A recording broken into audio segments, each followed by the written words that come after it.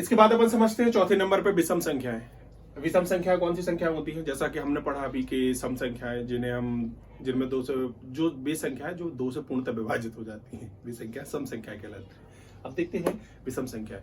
तो जस्ट सम संख्याओं का उल्टा वे संख्या जिनमें जो दो से पूर्णतः विभाजित नहीं होती है, वे संख्याएं विषम संख्या कहलाती है। जैसे 1, 3, 5, 7, 9 इन संख्याओं में से किसी में भी दो से भाग नहीं जाएगा, तो ये संख्या कहलाएंगी आपकी विषम संख्या है। 5वें नंबर पे अपन बात करते हैं कि भाज्य संख्या है। भाज्य संख्याओं को इंग्लिश में बोलते हैं हम कंपोजिट नंबर्स। वे संख्याएं जो एक व स्वयं के अलावा किसी अन्य से विभाजित हो जाएं, वे संख्या कहलाती हैं भाज्य संख्याएं। अब ध्यान रखिएगा यहाँ पर कहा जा रहा है कि वे संख्या जो एक व स्वयं के अलावा किसी अन्य से विभाजित हो जाए। सो यहाँ पर अपन देखते हैं कि सबसे छोटी जो भाज्य संख्या है वो 4 है, क्योंकि 4 स्टार्टिंग जब हम करते हैं 1, 2, 3, 4 से, तो 4 एक ऐसी संख्या है जो एक व स्वयं के अलावा किसी अन्य से विभाजित हो रही है। जैसे अपन लेते हैं 2, तो 2 में देखिए 1 से भाग जा रहा है, 2 से ही भाग जा रहा है, लेकिन किसी अन्य संख्या से नहीं जा रहा है। 3 देखिए आप, है ना, 3 में भी अपना 1 से भाग जा रहा है, 3 से भाग जा रहा है, लेकिन किसी अन्य संख्या से नहीं भाग जा रहा है कि नहीं। लेकिन 4 को अपन जैसे देखते हैं कि 4 में 1 से भाग जा रहा है, 4 से ही भाग जा रहा है, लेकिन साथ में 2 से ही भाग जा रहा है, तो किसी अन्य संख्या से भाग जा रहा है। तो इसका मतलब है कि सबसे छोटी भाज्य संख्या होगी 4। इस तरीके से 6, 8, 9, 10, 12, 14, 15 एंड सो ऑन आगे चलती है। अब बात करते हैं अगले नंबर की संख्या, वो है अभाज्य संख्या। अभाज्य संख्या को अपन बोलते हैं प्राइम नंबर्स। वे संख्या जो एक व स्वयं के अलावा किसी अन्य से विभाजित ना हो, अभाज्य संख्याएं कहलाती हैं। अब यहाँ पर आपको एक कंफ्यूजन होगा बहुत बड़ा। वो कंफ्यूजन क्या होगा कि आप यहाँ पर कह रहे हो कि वो एक व स्वयं के अलावा। तो देखिए, एक ऐसा नंबर है जो एक खुद भी है और स्वयं भी है, मतलब एक के अलावा। जैसे हम दोनों डेफिनेशन में क्या पढ़ रहे हैं, एक व स्वयं के अलावा। इसीलिए एक को ना तो हम भाज्य संख्याओं की कैटेगरी में रखेंगे, ना तो अभाज्य संख्याओं की कैटेगरी में रखेंगे। क्यों?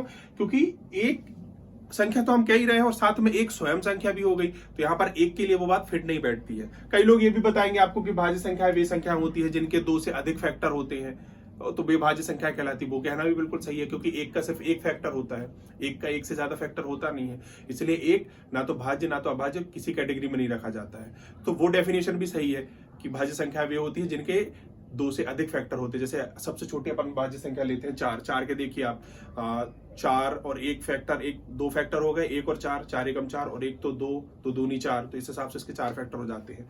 सो वो भी ठीक है। अगर आपको इस हिसाब से नहीं समझ में आ रहा तो आप ये भी कह सकते हैं कि भाज्य संख्या वे संख्या होती है जिनके 2 से अधिक फैक्टर होते हैं। सो इसीलिए एक ना तो भाज्य संख्या है ना तो अभाज्य संख्या है। बात करते हैं अगली परिमेय संख्या है। इनको अपन बोलते हैं इंग्लिश में रेशनल नंबर। सो वे संख्या जिन्हें हम p/q के रूप में लिख सकते हैं, लेकिन जहां पर q is not equal to 0। जैसे अपन हिंदी में बोलते हैं ना कि p/q का मतलब है कि यहाँ पर अपन इसको समझेंगे कि भाई ये अंश है और नीचे की संख्या हर है। इंग्लिश में अपन बोलते हैं न्यूमरेटर और denominator. So q is not equal to 0 का मतलब है कि जो नीचे की संख्या है, जो हर है, वो कभी 0 नहीं होना चाहिए, क्योंकि अगर हर 0 हो जाएगा तो ऊपर की संख्या ऑब्वियसली 0 हो जाएगी। तो इस प्रकार की संख्या थोड़ी ना कहलाएगी आपकी परिमेय संख्या। सो इसलिए q is not equal to 0, q कभी भी हर 0 नहीं होना चाहिए। अगले नंबर पे आते हैं, जैसे इसका उल्टा। अच्छा, एग्जांपल तो समझ लें पहले अपन। देखिए, जैसे यहाँ पर लिखा हुआ है 2/3, 4/9, 5/3/8, ये तो समझ में आ रहा होगा अपन को कि यहाँ पर क्यों नहीं है 0। लेकिन अगला आपने देखा होगा कि यहाँ पर रूट लगा हुआ, √4। तो देखिए, √4 जिसका ठीक ठीक वर्गमूल निकल जाता है, उन संख्याओं को भी अपन परिमेय संख्या के रूप में लिख सकते हैं। जैसे कि 4, √4, तो √4 की वैल्यू आपको पता है कि 2 होती है, तो अपन 2 को 2/1 लिख सकते हैं, है ना। सो वो भी क्या हो जाएगी, परिमेय संख्या हो जाएगी। यहाँ पर लिखा हुआ है क्या, √9।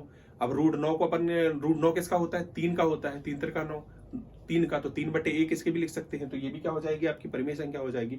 अब इसके बाद अपन पढ़ते हैं अपरिमेय संख्या है। तो वे संख्या है जस्ट परिमेय संख्याओं का उल्टा, वे संख्या जिन्हें हम p/q के रूप में नहीं लिख सकते हैं, वे संख्या कहलाती हैं अपरिमेय संख्याएं। अब यहाँ पर समझने लायक बात यह है कि जैसा आप यहाँ पर देख रहे हैं कि √3, √5, √7, √8, √11।